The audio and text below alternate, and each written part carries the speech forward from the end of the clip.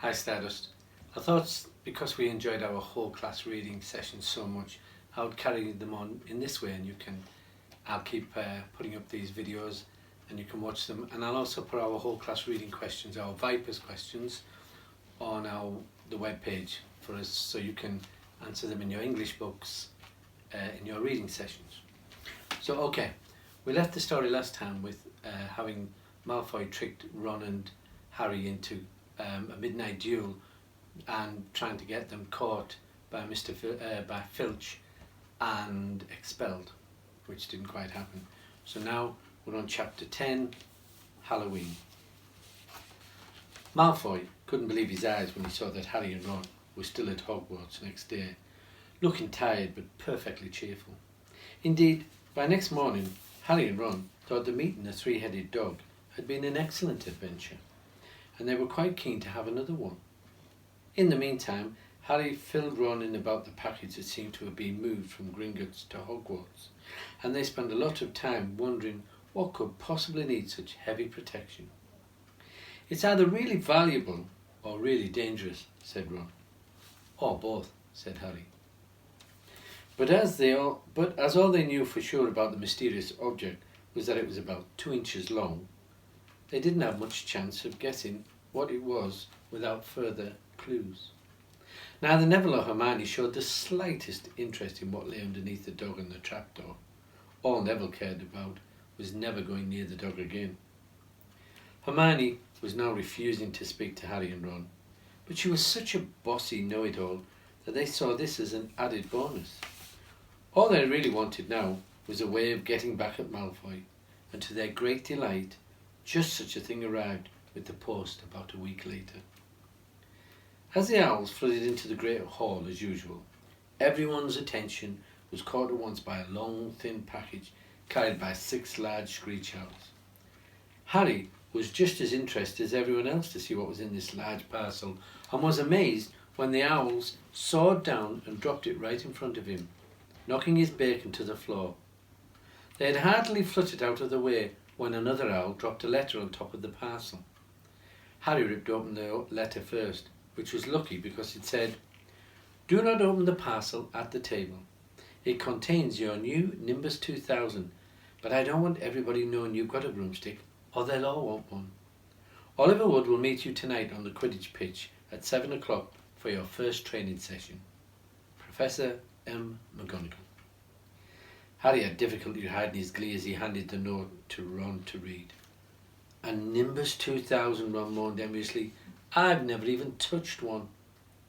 They left the hall quickly, wanting to unwrap the broomstick in private before the first lesson.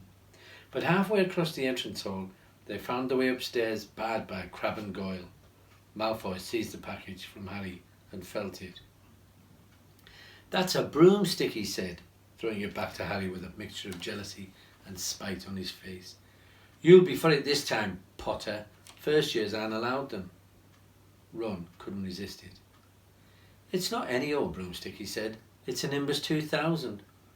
What did you say you've got at home, Malfoy? A Comet 260? Ron grinned at Harry. "Comets look flashy, but they're not in the same league as the Nimbus."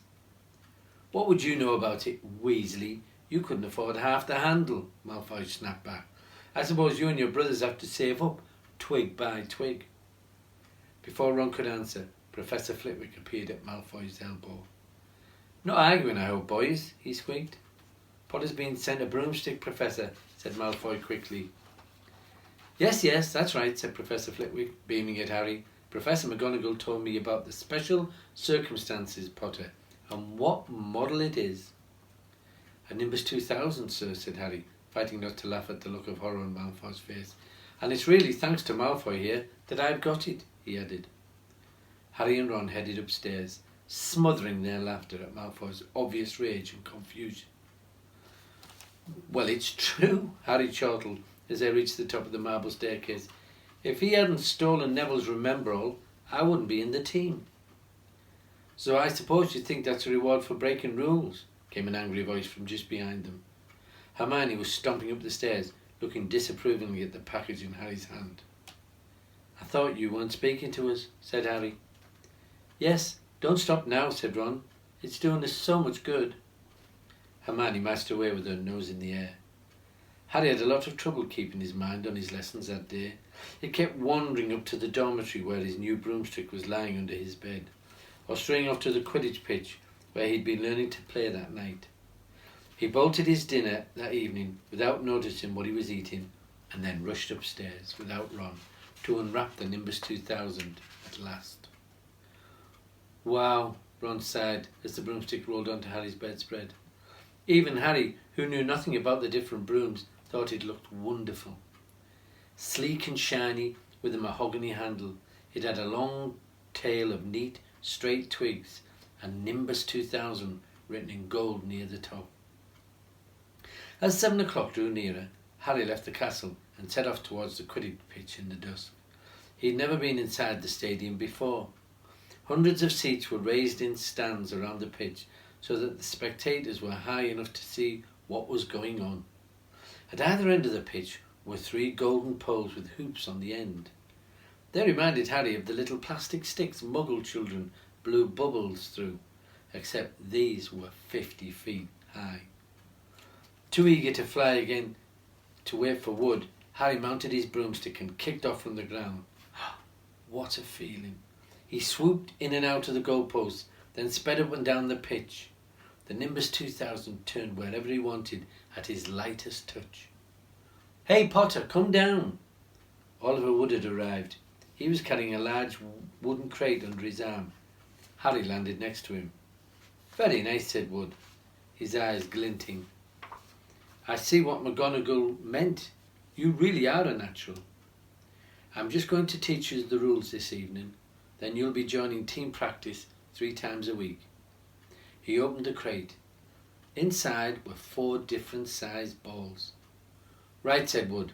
"Now Quidditch is easy enough to understand, even if it's not too easy to play.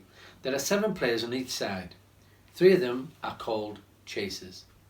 3 chasers, Harry repeated, as Wood took out a bright red ball about the size of a football.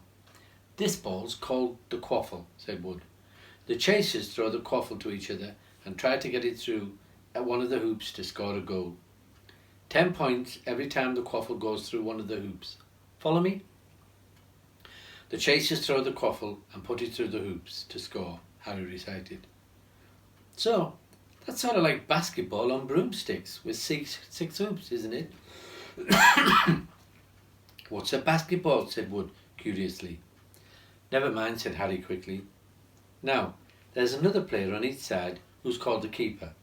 I'm keeper for Gryffindor. I have to fly around our hoops and stop the other team from scoring."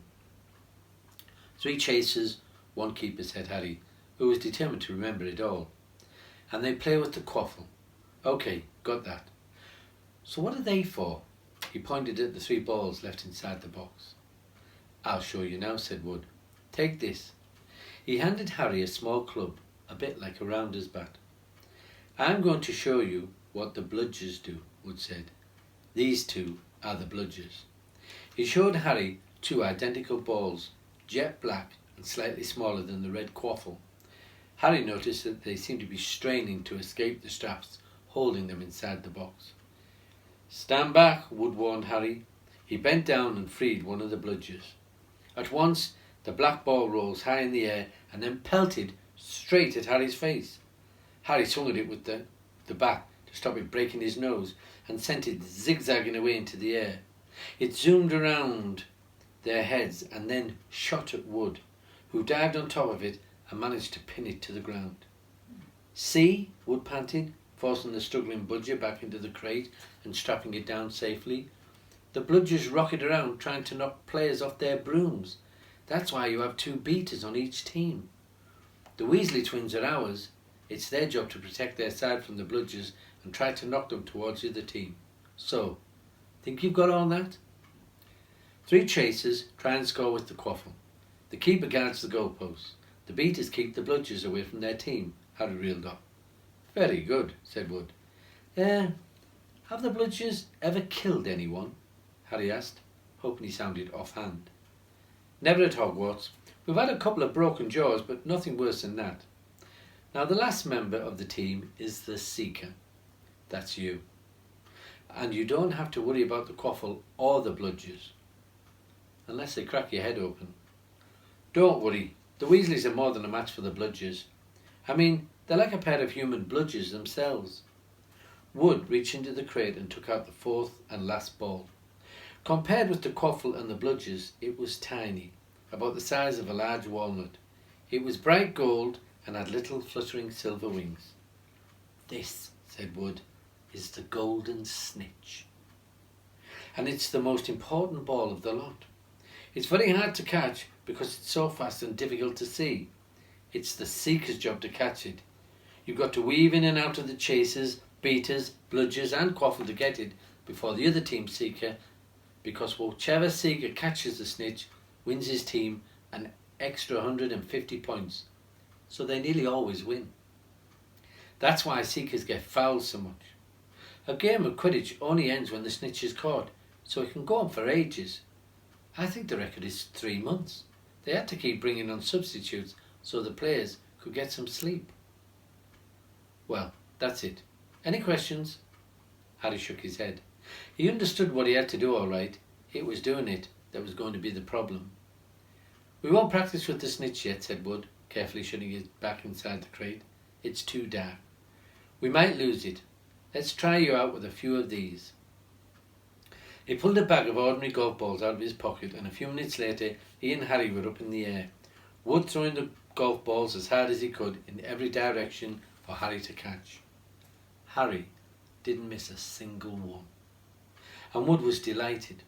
After half an hour, night had really fallen and they couldn't carry on. "The Quidditch Cup will be Quidditch Cup will have our name on it this year," said Wood happily as they trudged back to the castle. "I wouldn't be surprised if you turn out better than Charlie Weasley, and he could have played for England if he hadn't gone off chasing dragons." So we'll leave it there for now, and in the next video we'll finish off the Halloween chapter. So as I say, look on the web page and you'll find some vocabulary, inference questions, maybe a retrieval question, and answer those in your English book. And look forward to seeing you next time.